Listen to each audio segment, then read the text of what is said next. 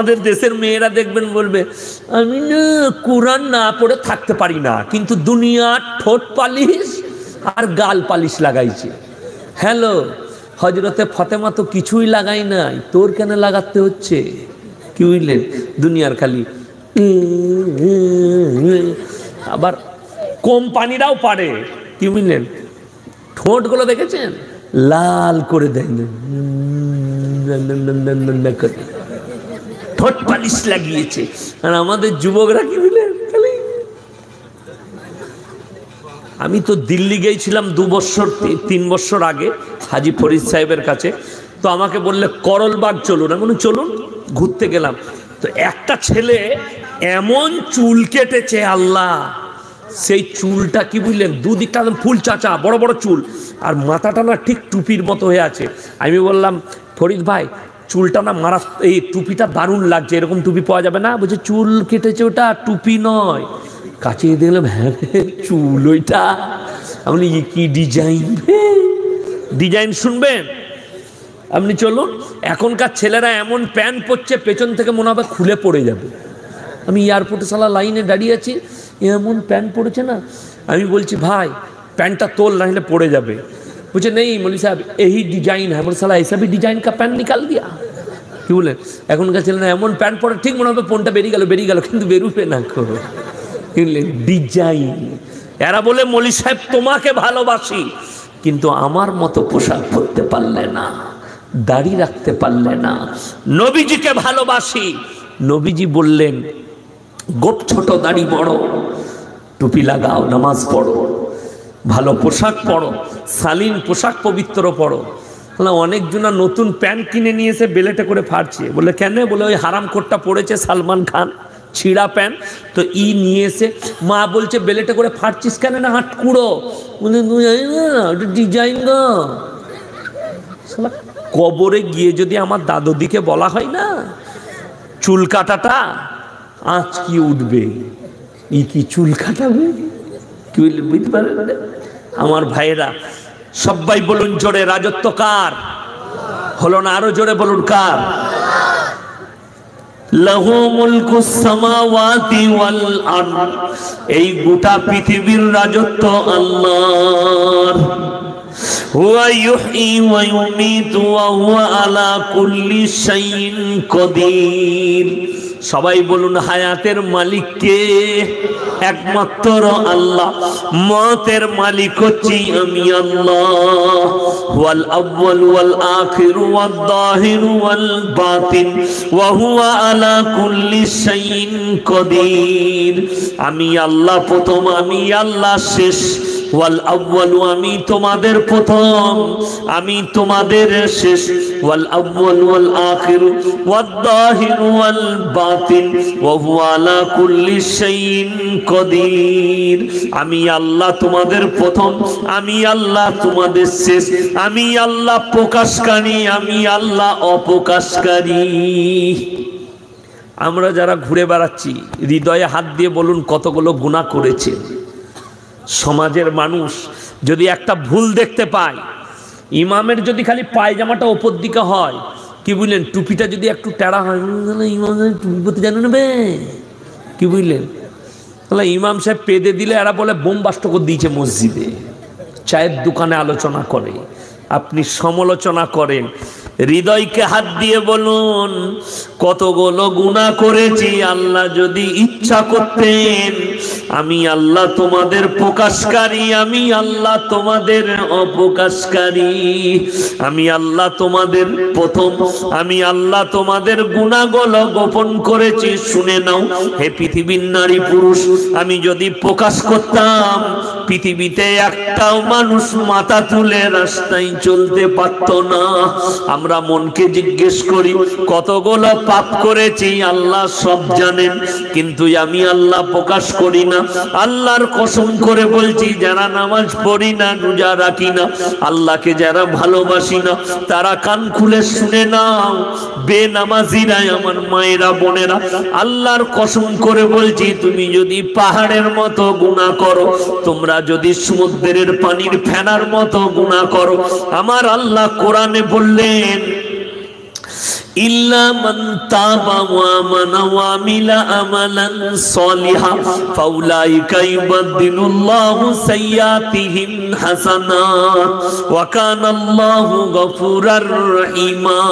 যারা তওবা করার মতো তওবা করবে, যারা ইস্তেগফারের মতো ইস্তেগফার করবে, আমি আল্লাহ তাদের পাহাড়ের মতো গুনাহগুলো নেকি দ্বারা বদলে দেব। জোরে বলুন সুবহানাল্লাহ। কিন্তু একটা কথা মাথায় রাখবেন, আমাদের দেশের লোক মনে করে মৌলবীরা বলেছে গুনাহ করলে আল্লাহ মাফ করে দেয় পাহাড়ের মতো, ক্ষমা চেয়ে নিলাম আবার কাল থেকে শুরু কর।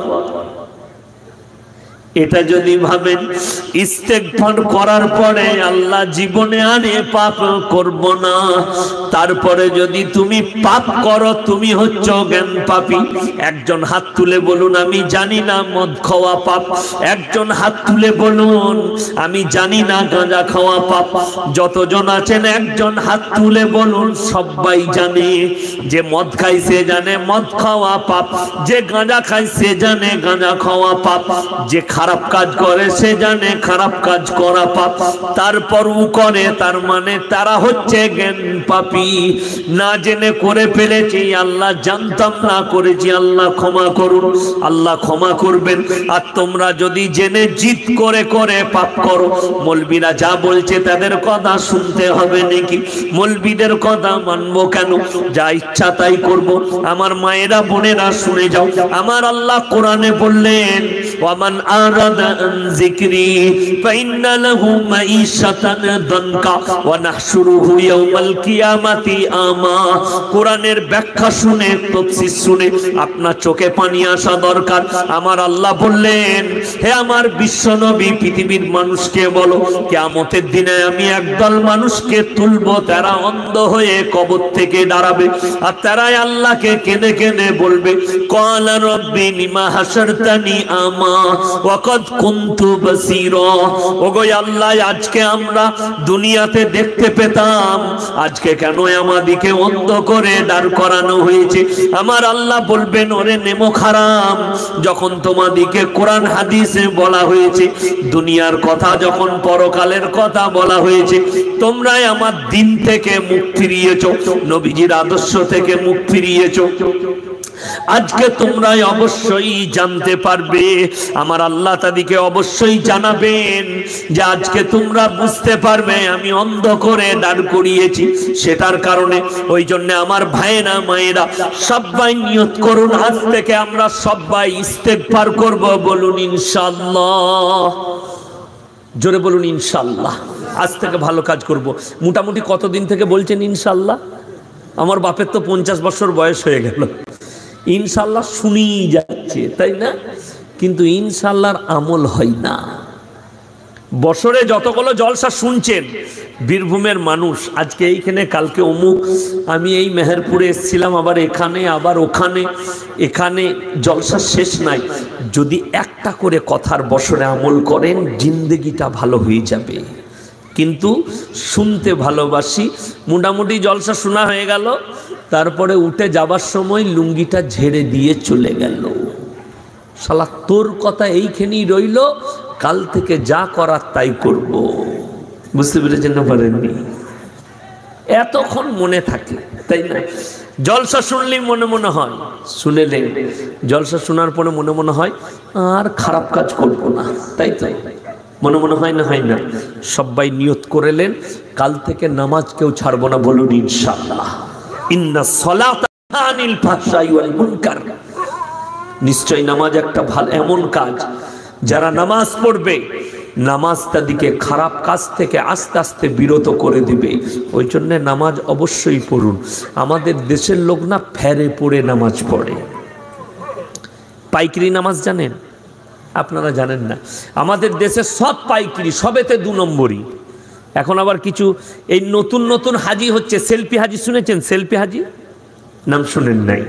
যারা শুনবে না তারা খালি দিন রাত আমাকে গাল দিবে। গাল দিবে না, দিবে না, কিন্তু আমি বাস্তব বলছি, হক কথা বললে গায়ে লাগবে। মক্কায় মদিনায় গিয়ে খালি ফটো তুলছে আর ঘরে পাঠাচ্ছে, এই দেখ কামাগারের সামনে ফটো তুল, মদিনার সামনে ফটো তুললু, তার নাম হচ্ছে সেলফি হাজি। মক্কা মদিনা ফটো তোলার জায়গা নয়, ইবাদত করার জায়গা। মক্কায় সময় পেলে 2 রাকাত নফল নামাজ পড়ো, 2 লক্ষ রাকাত নামাজের নেকি তোমার নামায় আমলে হবে। চলে পড়ুন সুবহানাল্লাহ। হাদিসে আছে কেউ যদি মক্কায় 1 রাকাত নামাজ পড়ে 1 লক্ষ রাকাত নামাজের নেকি পাওয়া যায়। তুমি ফটো তুলতে গেছো না আল্লাহকে রাজি করতে গেছো। কারি তৈয়ব সাহেব লিখেছেন, কাবে পে পড়ি জব পহলি নজর দুনিয়া क्या चीज है भूल गए। আমাদের দেশের মানুষ ফটো তুলতে যায়, নামাজ সেটা তো 2 নম্বরই নাই নামাজে। পাইকিরি নামাজ পড়ে আমাদের দেশে, মায়েরাও পাইকিরি পড়ে, ছেলেরাও পাইকিরি পড়ে। পাইকিরি পড়ে না। আমাদের মুর্শিদাবাদে দেখবেন, এখানে নয়, মুর্শিদাবাদে জোহর থেকে নামাজ শুরু হয়, স্টেজে আসরের নামাজ হচ্ছে, এশার নামাজ হচ্ছে, সে কোনোদিন নামাজ পড়ে না, প্রচুর ভিড় লেগেছে মধ্যখানে। আমি যা হবে হবে দেখে দেখে চালাবো। 4 রাকাত চালাইছে, তারপরে লোকরা সুন্নত পড়ছে, বেতের পড়ছে, চিন্তা করলো কি চালাচ্ছে, যা হবে হবে আমু চালিয়ে যাই। একবারে নিয়ত বেঁধে 32.5 রাকাত। ফেরেশতা আল্লাহকে বলে, আল্লাহ 32.5 কেন? বলে ফজর থেকে মালটাকে খুঁজে পাবি না, ও ফেরে পড়ে চালাচ্ছে 2 নম্বরই মাল। অনেকজন 2 নম্বরই নামাজ পড়ে, মাথা ঠুকে। কি বুঝলেন? আমাদের মায়েরা নামাজ পড়ে, কি বুঝলেন, লোক দেখানি নামাজ পড়ে। মায়েদের না একটা রোগ আছে দেখবেন, ফেরেশতারা খালি খুঁজে বেড়ায় কি লিখবো। মায়েদের রোগ শুনেলেন, নামাজ পড়ে, রোজা রাখে, সব করে, কিন্তু তারপরও আবার গীবত আর চুগলি করে। এই দেখবেন ওদের যদি কেউ কি গাল দিবার মন যায়, যায়ের সাথে আর কি মোটামুটি একটু ট্যাসেল আছে, তাকে যদি গাল দেবার ইচ্ছা যায়, সকালবেলায় উঠি মুরগিগুলোকে গাল দিচ্ছে, ঝিমুনি তোর মরণ হলো না, তু লড়ির তলায় গেলি না, তু মরলি না। তখন ও মনে মনে ভাবছে তাইলে আমাকে বলছে। সে তখন নিজের ছাগলকে বলছে, তু লড়ির তলায় গেলি না, তোর মরা বেরোল না। সকালবেলায় ছাগল আর মুরগি বলছে, আল্লাহ আমরা কি করলুম গো, এখনো চালে মুখ দিই নাই, ধানে মুখ দিই নাই। ফেরেশতারা আল্লাহ বলছে চুপ করে যা, মাল ব্যাকিং এ যাচ্ছে, বলছে তোদিকে যাচ্ছে ওই দিকে, ওরা ঠিক জানে কোথায় দিচ্ছি আমি ডোজটা।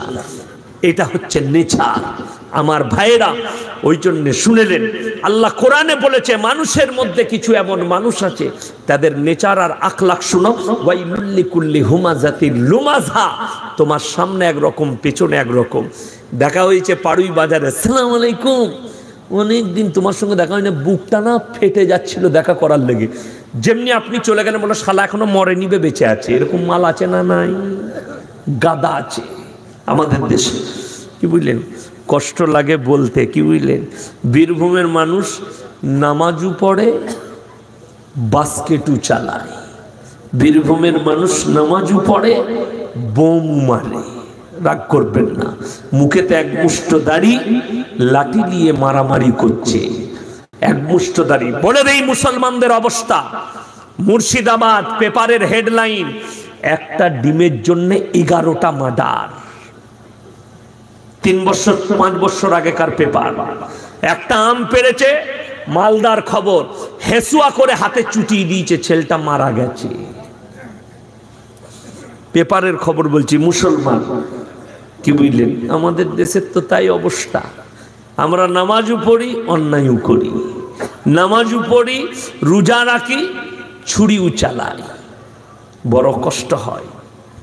মুমিনদের আখলাক এরকম হবে না। সবাই বলুন আজ থেকে আল্লাহর প্রিয় বান্দা কে কে হবেন? হাত তুলেন দেখি, হাত তুলেন। আল্লাহর প্রিয় বান্দা কে কে হবেন? মাশাআল্লাহ।